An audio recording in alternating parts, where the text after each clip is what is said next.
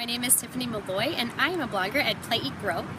It's a blog dedicated to all things playing, eating, and growing for kids and their parents. Today, JR just asked me to say a few things about how we do Sabbath keeping here at our home. I have 4 kids.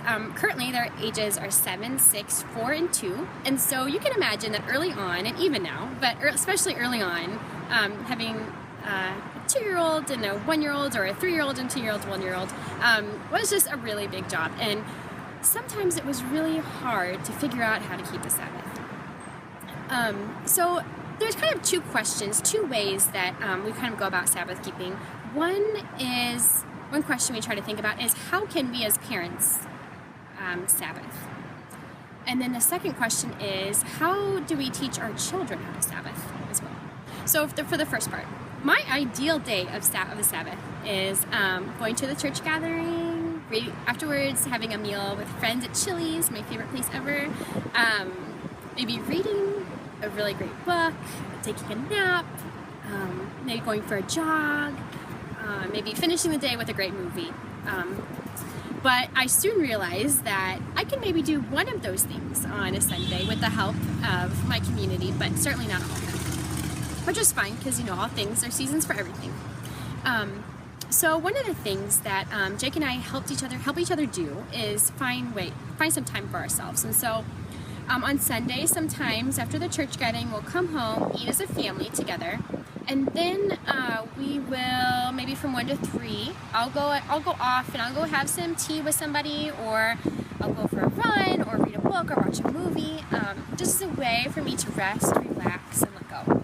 And then maybe from 3 to 5, we would switch. And so Jake would do the same thing. He would go off, do something he really loves, and it gives him energy. It makes them feel rested.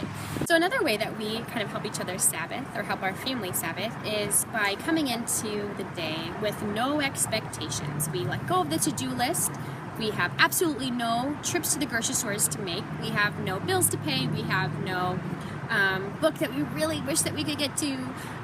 We have no TV shows that we really wanting to catch up on.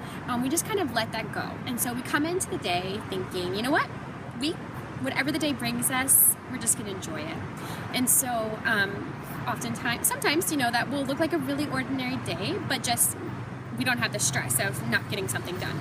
Other times, I remember this one time, we decided, I think Ada, our 3rd child, I think she was like a newborn, or maybe like 1 or something, and we all decided to go to the library, which our family loves. And so we went to the library, brought this huge bag of books home, and it happened to be Ada's nap. So we put her down, and then the other kids and me and Jake just sat and looked at our books for like 2 hours. And, I can't even plan those things out. And so a lot of times the day gives us surprises.